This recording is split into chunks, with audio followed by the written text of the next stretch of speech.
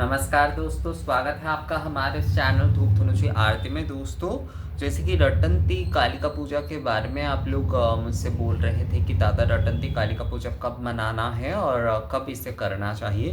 तो पहली बात जो है, रटंती कालिका पूजन जो है ये रटंती चतुर्दशी में होता है। जो माघ अमावस्या होती है उसके पूर्व दिन जो चतुर्दशी होती है उस दिन जो है रटंती कालिका पूजा मनाई जाती है। रटंती कालिका पूजा अमावस्या की पूजन नहीं है। रटंती कालिका पूजा जो है वो चतुर्दशी की पूजन है और मुख्यतः जो है ये प्रदोष के समय में मनाया जाता है। तो इस बार जो है 28 जनवरी मंगलवार बहुत ही शुभ दिन है। 28 जनवरी कहा जाता है कि अगर जो है कोई भी काली पूजा का योग जो है अगर वो मंगलवार के दिन बनता है ना तो वो बहुत ज़्यादा शुभ हो जाता है। तो इस बार जो है रटंती चतुर्दशी जो है, चतुर्दशी और अमावस्या की खासकर अगर पूजा हो और वो मंगलवार में उसका योग बनता है तो वो बहुत ही ज़्यादा शुभ होता है।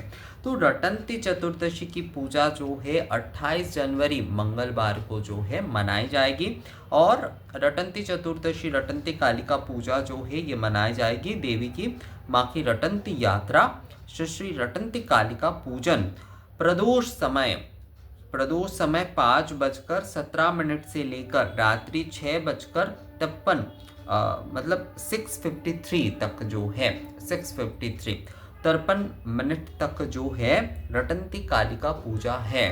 तो जो है प्रदोष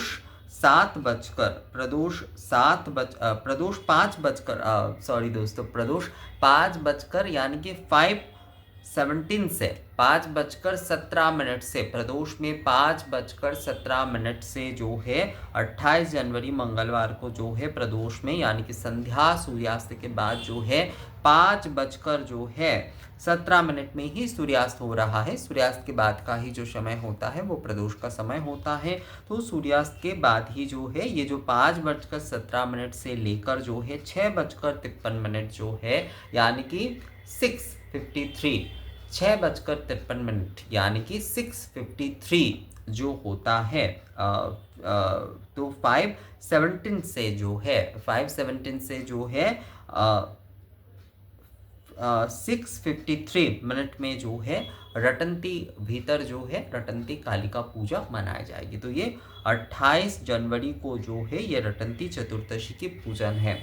तो रटंती कालिका पूजा चतुर्दशी का पूजन है, बिल्कुल भी अमावस्या की पूजन नहीं है। अमावस्या की पूजन जो है वो दूसरे दिन मनाई जाएगी। दूसरे दिन जो है वो अमावस्या की जो है पूजा जो है वो मनाई जाएगी, जो कि माघ अमावस्या जिसे मौनी अमावस्या भी कहा जाता है वो जो है वो 29 तारीख को मनाया जाएगा। वो 28 तारीख को नहीं है, वो 29 तारीख को मनाया जाएगा। बहुत सारे लोगों ने मुझे ये एक्चुअली सवाल किया है कि दादा हम जो है रटंती कालिका पूजा जो है वो 28 तारीख को दिखा रहा है पर अमावस्या जो है 29 तारीख को दिखा रहा है। तो बिल्कुल सही ही दिखा रहा है। रटंती कालिका पूजा जो है वो रटंती कालिका पूजा जो है वो 28 जनवरी को ही मनाया जाएगा। और जो अमावस्या की काली पूजा यानी कि रटंती चतुर्दशी की ये कालिका पूजा है और जो अमावस्या की यानी कि माघ अमावस्या की जो पूजन है वो 29 तारीख को मनाया जाएगा। दोनों में कंफ्यूज बिल्कुल नहीं होना है। रटंती कालिका पूजा चतुर्दशी की पूजन है और अमावस्या की पूजन अलग होगी। दो पूजा जो है वो पूर्णतः अलग होगी। कोई अगर 2 दिन करना चाहे तो वो 2 दिन कर सकते हैं। इसमें रटंती पूजा की ज़्यादा मान्यता है तो आप 2 दिन भी कर सकते हैं, मतलब रटंती चतुर्दशी के दिन और अमावस्या दोनों दिन ही आप पूजन कर सकते हैं, या फिर आपको एक दिन भी जो है पूजन कर सकते हैं। रटंती पूजा में जो है बहुत सारे, जैसे आप लोगों ने मुझसे कहा है कि किस तरह से दादा ये पूजन आदि करना चाहिए। देखिए, रटंती पूजा जो है ना ये मूलतः साधना की पूजा होती है। रटंती कालिका पूजा ये मूलतः जो है ये साधना की पूजा होती है। तो साधना जो करते हैं, खासकर ये जो पूर्वी भारत हमारा क्षेत्र है, कालीकुल का जो क्षेत्र है, एक जन मुझे उस दिन नेपाल से शायद कुछ बोल रहे थे, तो उसके बाद मैंने उन्हें मेल करने को कहा पर उन्होंने अभी तक तो मुझे मेल नहीं किया है कि उनके वहाँ पर भी काली पूजा आती है। हाँ बिल्कुल, नेपाल भी जो है ये हमारे पूर्वी भारत के क्षेत्र में ही आते हैं। देखिए, बिहार झारखंड से, बंगाल से लेकर पूर्वी उत्तर प्रदेश से लेकर जो कि हमारे उत्कल यानी कि जो पुरी का जो क्षेत्र है वो नेपाल, ये सारे के सारे विष्णु क्रांता में आते हैं, ये सारे के सारे जो है कालीकुल में आते हैं। तो यहाँ पर नियम आदि से लेकर बहुत कुछ विषय जो है एक ही जैसे ही आपको मिलेंगे। तो रटंती पूजा में मैं आपको कहूँगा कि क्योंकि ये साधना की पूजा है, ये जो है ना, ये साधना की ही पूजा है मुख्यतः। तो आप घर पे अगर कर रहे हैं माँ की पूजा, अगर आप घर पे कर रहे हैं तो आप जो है ना इस दिन महा आरती से माँ की पूजन करिए। बहुत ज़्यादा जो है आप दूसरे विषयों में फोकस ना करते हुए जो है कलश आदि, बहुत सारे लोगों ने मुझे कहा है कि दादा कलश आदि स्थापना करें या ना करें, आपके जिनके घर में माँ नित्य विराजित है उनके तो विषय अलग है, वो कर ही सकते हैं, कोई समस्या नहीं है उनके लिए। पर रटंती कालिका पूजा के दिन जो है, जो लोग अलग से जो है पूजा करना चाहते तो आप माँ के चित्र को ही बहुत सुंदरता से पुष्प आदि, माला, चंदन आदि से जो है सुसज्जित करिए। बहुत सारे लोग कह रहे हैं ये दादा हम वस्त्र भी पहना सकते क्या माँ के चित्र को? बिल्कुल पहना सकते, कोई समस्या नहीं। अगर आपको आता है तो आप बिल्कुल उसी तरीके से पहनाइए। आप अपने प्रादेशिक तौर पर ही माँ की वो श्रृंगार आदि करिए, कोई समस्या उसमें नहीं है। और पुष्पमाला आदि से जो है माँ का श्रृंगार करिए और ताम्र पात्र आदि माँ के सामने रखिए, उसमें जो है जितना गंध पुष्प आदि, पुष्पांजलि आदि प्रदान करिए माँ के। और उसके बाद जो है महाआरती करिए। महाआरती मतलब जो है 2 धूप पात्र से, 2 दीप पात्र से, दो जन मिलके भी कर सकते हैं या फिर एक जन ही 2 धूप पात्र या 2 दीप पात्र लेकर जो है आरती कर सकते हैं। 2 जन मिलके भी कर सकते हैं या जो है एक जन ही जो है 2 धूप पात्र और 2 दीप पात्र लेकर जो है माँ की आप आरती करिए। तो 2 धूप पात्र, 2 दीप पात्र, माँ को धूप दीप अवश्य निवेदन करिए। पूजा के जो धूप दीप है अवश्य निवेदन करिए। अगर आप भोग आदि में कुछ अलग से देना चाहते हैं तो वो भी आप दे सकते हैं माँ को। बहुत सारे लोग कहते हैं कि हम क्या पूरी सब्जी आदि ये सब कुछ घर पे ही बना कर दे। देखिए घर की अगर आप पूजा कर रहे हैं, आपकी निजी पूजा है, तो आपको जिस तरीके से बनाकर ये सारे विषय देना है आप दे सकते हैं। बस शुद्धता का जो है ध्यान रखिए, शुद्धता का जो है उसमें ध्यान रखना जो है आवश्यक है। ऐसा ना हो कि ऐसे बर्तन आदि का आप इस्तेमाल करें जिसमें जो है मतलब जो झूठा आदि हो, ऐसा नहीं करना चाहिए। इन सारे विषयों का बस जो है थोड़ा सा आपको ध्यान रखना है।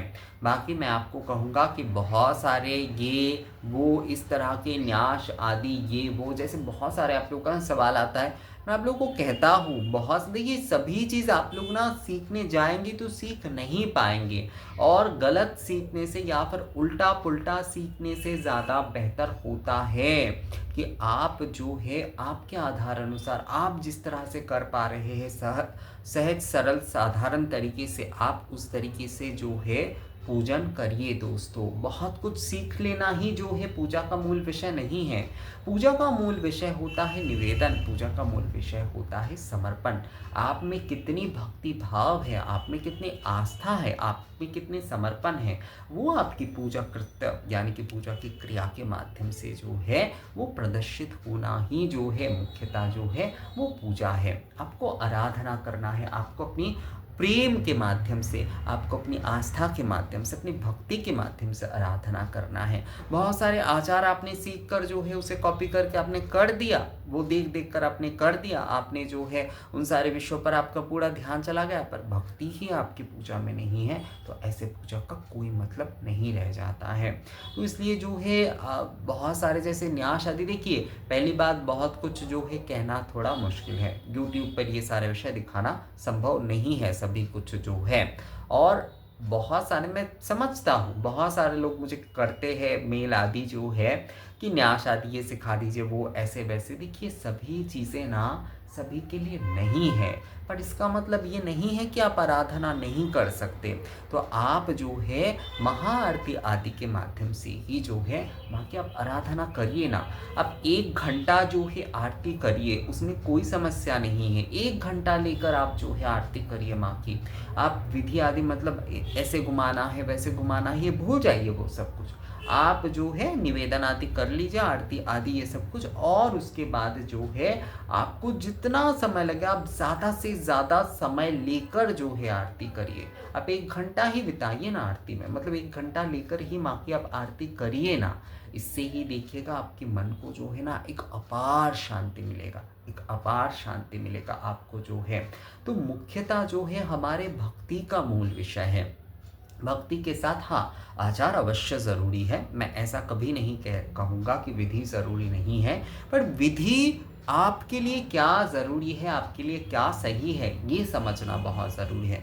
हमें विधियों में उलझना नहीं है, विधियों में हम उलझ ना जाए। यानी कि बहुत सारे विधि हमने सीख लिया या बहुत सारे विधि हमने जो है पूछ लिया, हमने जान लिया, और उसके बाद वो सारे विधि करते हम गए जब, तो हम उलझ गए। हमें उलझना नहीं है, हमें विधियों के माध्यम से जो है अपने भक्ति का जो है वो प्रदर्शन करना है अपनी आराधना में।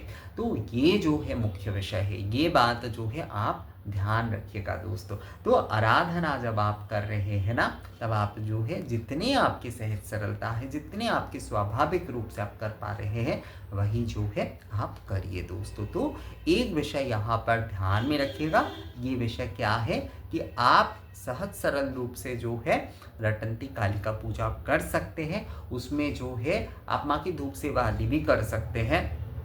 और इसके ऊपर वैसे मैं कोशिश करूँगा अगर एक अलग वीडियो बनाई जाए तो उसके बारे में बनाने की। आप महाआरती करते हुए, मतलब विशेष रूप से माँ की महाआरती करिए। आप 2 धूप पात्र ले लीजिए, आप 2 दीप पात्र जो है वो आप ले लीजिए। उसके बाद आप जो है माँ के आप कमल के पुष्प से आप आरती करिए, आप बेल पत्र जवा पुष्प से आप माँ की आरती करिए। उसके बाद जो है आप जो है मतलब ये तो सहज सरल तरीके से एक हो गया। और इसके साथ अगर आप जो है जलपूर्ण शंख आदि से भी आरती करना चाहते तो वो भी आप कर सकते हैं। कपूर से आरती करना चाहे वो आप कर सकते। देखिए, सरलता में एक विषय आप लोगों को बताऊं, महाआरती अगर आप करना चाहते, बहुत सारे लोग महाआरती लेकर भी कंफ्यूज होते कि हमारे पास तो दादा उतने सारे नहीं है, ये नहीं है। 2 आपके दीप पात्र आपके होने चाहिए, 2 धूप पात्र होने चाहिए। तो 2 धुनुची से आप पहले वाले एक धुनुची से आरती करिए।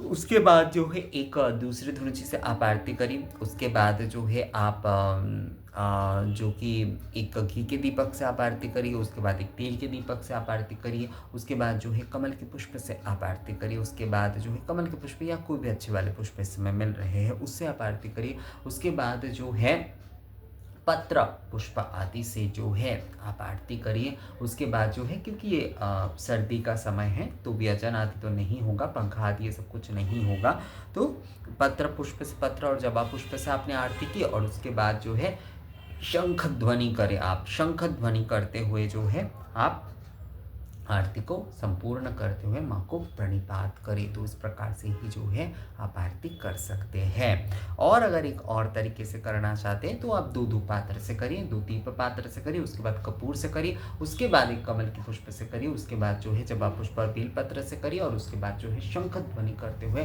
प्रणिपात करते हुए आपकी आरती जो है वो पूर्ण करिए। तो इस प्रकार से ही जो है आप जो है ना महाआरती करते हुए ये जो है आप माँ की आप रटंत चतुर्दशी की पूजन जो है, रटंत कालिका पूजा जो है वो आप कर सकते हैं। तो मुझे लगता है ये विषय जो है आप लोगों को समझ में आ गया है कि कैसे आपको रटंती कालिका पूजा करना है, और रटंती कालिका पूजा किस दिन करना है। 28 तारीख को ही 5:17 से लेकर जो है आपको रटंती कालिका पूजा जो है करना है। 28 जनवरी को 5 बजकर प्रदोष में 5:17 से जो है रटंत कालिका पूजा किए जाएंगे। तो मुझे लगता है ये वीडियो आप लोगों को समझ में आ गया है। मिलेंगे आपसे अगले वीडियो में फिर किसी नए विषय के साथ, तब तक के लिए नमस्कार।